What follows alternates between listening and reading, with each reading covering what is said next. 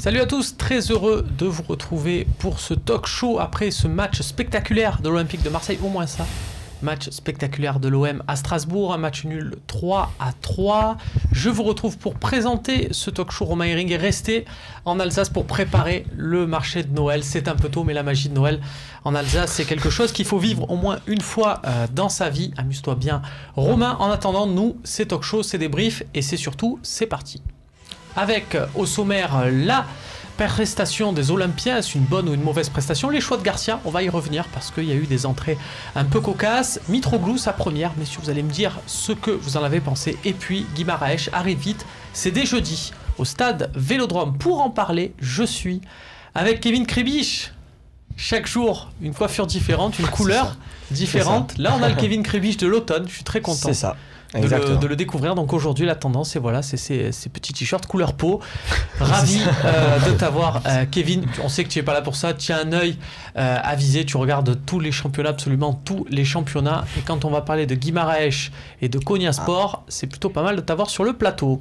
À tes côtés, DJ Soon. Bonsoir. Voilà. Bonsoir. On sait que ce genre de prestation, comme ce qui s'est passé hier, ça te touche. J'ai remarqué que tu aimais m'inviter le lendemain de ce genre de match et j'en suis honoré. Voilà, donc on va voir un peu ce que ça donne. Pour avoir les conditions, vraiment pour faire partager à nos spectateurs les conditions du direct, tu fais à peu près 2m15 et on t'a mis sur un siège à 50 cm tout seul.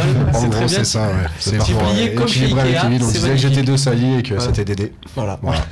L'équipe de France 98 sur le plateau ce soir. Ça t'empêchera pas de dire ce que tu penses et c'est le principal. En face de toi, Sébastien Ruggieri, journaliste au Phocéen, qu'on voit trop rarement sur ce plateau. Il y a bien meilleur que moi, donc je laisse volontiers ma place. Bonsoir, messieurs. Voilà, l'homme qui fait briller les autres. Quelle modestie, ouais. Et à tes côtés, Mathieu Grégoire, le journaliste de l'équipe à Marseille. Bonsoir à tous les amis. Bonsoir, et je félicite DJ Soon qui est papa depuis quelques jours là, et donc c'est pour ça qu'il est un peu cerné là. Ouais, c'est pour ça que bravo au travail de la maquilleuse. Merci à toi. Salut bien sûr Sman qui fait un boulot exceptionnel. Exceptionnel, ouais. Exceptionnel. On dirait que j'ai 25 ans. À peu près présentable. À peu près beau gosse. Mathieu, on parlait de l'équipe, de ton travail. Il y a un numéro spécial bilan, c'est ça qui sort. Demain, ce sera les 1 an jour pour jour là de la reprise de l'OM par Franck McCourt et Jacques-Henri Hérault. Donc on a voulu marquer le coup parce que c'était une date importante quand même dans l'histoire de l'OM après un peu plus de 20 ans de Louis Dreyfus. Donc voilà, donc on a fait, vous retrouverez un numéro spécial bilan. On a pris les différents compartiments de l'OM, on les a jugés, notés. On a fait un long portrait de Jacques-Henri Hérault. On s'est intéressé aussi quand même aux coulisses de la vente avec quelques petites anecdotes a posteriori qu'on a réussi à grappiller par-ci par-là. Et voilà, on s'intéresse aussi à Franck McCourt, qu'est-ce qu'il devient un petit peu, quelle est sa vie entre la France et les États-Unis. Un actionnaire qui a quand même été assez présent. Je comptabilisais le nombre de fois où il est venu sur les matchs de l'OM. C'est presque une fois sur deux, et notamment quasiment à chaque match à domicile. Donc ça se note. Combien de pages ce dossier? Dis-nous qu'on on va être avec le retour parce qu'on va s'intéresser aussi à l'excellente défense de l'OM étalonnée à Strasbourg et avant la réception du PSG. Donc on sera sur 6 pages à peu près. Ok, voilà. Vous voyez messieurs, vous savez comment programmer votre réveil demain pour caler au petit déjeuner la lecture de l'équipe. On débarre avec une question sur le forum, ou plutôt une observation. Vous savez que vous pouvez participer au talk, interagir. Il y aura la partie des questions-réponses à la fin, mais toujours pendant l'émission. Facebook, Twitter et donc le forum, où Jojo Falcao Rames, j'imagine, nous laisse un message. Salut à toute l'équipe du talk depuis le Paraguay. On attend le Classico avec impatience et on y croit. Voilà, on y croit depuis le Paraguay. Est-ce qu'on y croit chez DJ Soon après ce qu'on a vu hier? C'est toute la question. On va pas se baser sur le match d'hier, mais on y croit. Oui, on y croit. Si on est vraiment supporter, on y croit. Après, si on est moins supporter et qu'on est plus objectif, on y croit un petit peu moins. Alors rentrons dans le débrief de ce match d'hier. Kevin, la question bateau, mais à laquelle personne n'a la même réponse. Est-ce que pour toi c'est un point de gagné ou 2 de perdu? Sur la prestation de hier et vu les ambitions et surtout la dynamique dans laquelle était l'Olympique de Marseille ces derniers temps, on va dire c'est 2 points de perdu pour moi. Tu es déçu quand même. Pourtant, il y a égalisation à la 88e. Je suis déçu parce que je me dis qu'il y avait vraiment possibilité d'aller gagner ce match à Strasbourg. On l'a vu dès les 10 premières minutes avec cette ouverture du score de Payet assez rapidement. Je pense que Marseille manque encore actuellement de maîtrise de bout en bout dans les matchs pour vraiment essayer d'avoir cette deuxième, troisième place. On a encore, dans le match, il y a des moments forts, des moments faibles, et dans les moments faibles, on prend beaucoup de buts et ça pose problème.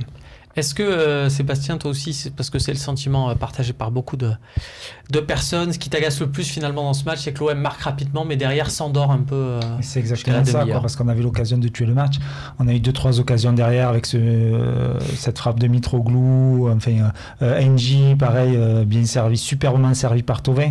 Et c'est dommage parce que, à 2-0, 3-0, après c'était fini, quoi. Et on les remet dans le match, c'est quasiment nous qui les remettons dans le match. Et on parlera peut-être un petit peu plus tard des erreurs défensives, mais donc c'est d'autant plus rageant, quoi. Il y avait largement la place de s'imposer et malheureusement on n'a pas été assez percutant devant. Il y a Kieran Lampard sur Facebook qui nous fait l'observation. Mathieu, n'a-t-on pas minimisé ce nul hier alors que Strasbourg a fini avec 60% de possession et aurait dû nous en mettre 4 voire 5? Non. Alors ils n'auraient pas pu marquer 2 buts sur la même occasion, je précise. C'est ça. Parce qu'il y a eu ce double raté. Puis les stats, ça veut tout et rien dire parce que l'OM a abandonné une partie de la possession. Et par exemple, pour vous donner une idée, c'est que la stat, on jure aujourd'hui que par ça, mais à un moment, donc je regardais le match au Blackstone avec des copains. Déjà, faut dire qu'on s'est quand même régalé. C'est vrai que avec l'OM, on a l'impression de voir des matchs un peu de première ligue, quoi. Entre Nice, entre là, même Toulouse, où il y a de l'énergie, il y a des énormes erreurs, mais il y a aussi beaucoup d'énergie, donc ça, faut quand même le noter, c'est intéressant. Si c'est un entraîneur argentin à la tête de l'équipe, on jure que c'est génial. Non, mais voilà, il y a au moins du rythme, et puis on s'ennuie pas dans un sens comme dans l'autre. On voit bien qu'ils arrivent à arc-bouter l'équipe adverse. Ça, on va en reparler parce qu'effectivement, ils ont pas su faire le break. Ça, c'est ça le truc un peu emmerdant sur cette rencontre. Mais pour vous donner une idée, quand Koné marque le deuxième but strasbourgeois et égalise, Canal venait de mettre une stat où c'était l'OM qui était à 60% de duels remportés sur le début de seconde période. Comme quoi la stat ça veut rien dire, il suffit d'un duel remporté par Koné devant Rami et ça fait 2-2. Alors moi, pour revenir à ce que disait Sébastien, j'ai eu l'occasion d'échanger avec des Strasbourgeois, l'entourage de joueurs strasbourgeois qui m'ont en parlé aujourd'hui, qui m'ont donné leur ressenti.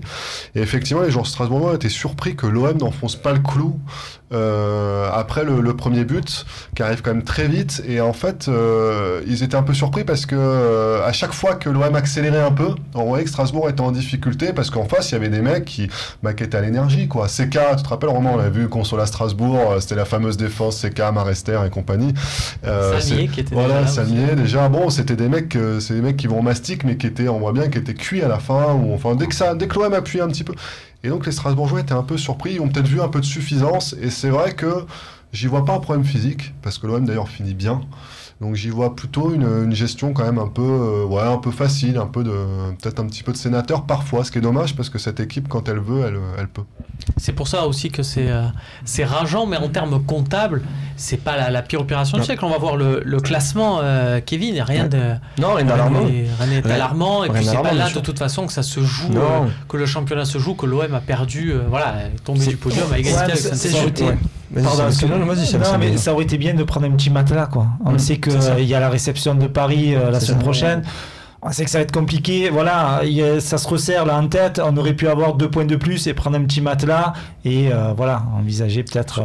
Surtout qu'il y a un problème, une chronique on va dire un peu constante, c'est qu'on oublie quand même qu'à Nice, malgré la vie, on gagne à Nice et on revient un peu de loin, on gagne 4-2, mais on oublie le super match de Mandanda à Nice, le nombre d'arrêts qu'il fait, et le problème c'est que on concède beaucoup d'occasions, et sur le match de hier, là c'est passé, avec bien sûr des erreurs individuelles, on va dire des buts contre son camp qui sortent un peu d'ailleurs, mais on l'avait déjà vu contre Nice, mais Mandanda ce jour-là est là et fait les arrêts qu'il faut. Et hier, c'était un peu moins de notre côté, tu ramènes qu'un point. Le problème, c'est qu'il ne faut pas que sur la durée, ça continue comme ça et qu'on encaisse beaucoup de buts, parce que ça va être compliqué. Ouais, c'est une équipe qui n'a pas de marge, l'OM, en fait. Parce que pour moi, c'est une équipe qui peut être vraiment... moi, je l'ai dit dès le mois d'août, que je vois tailler pour la 3e place. Après, la lutte avec d'autres équipes, comme Lyon et Bordeaux. Mais en tout cas, ils ont quand même un effectif conséquent et on voit qu'à l'échelle de la Ligue 1, c'est quand même très important. Mais ils n'ont pas de marge dans le jeu. Donc, quand ils se relâchent un tout petit peu, bah, c'est sanction. Donc, s'ils veulent être un 3e, voire un second en fin de saison, ils le seront à l'énergie. Et sur chaque match, il faudra que ce soit des gardes tranchés, quoi. Voilà, on verra ça. On attend Dieu. Pour les matchs suivants, on sait que le match de Paris, c'est particulier. Mais voilà, derrière, il faudra enchaîner avec beaucoup plus de sérieux. On va parler maintenant de Rudy Garcia. Car quelques-uns de ses choix ont forcément étonné.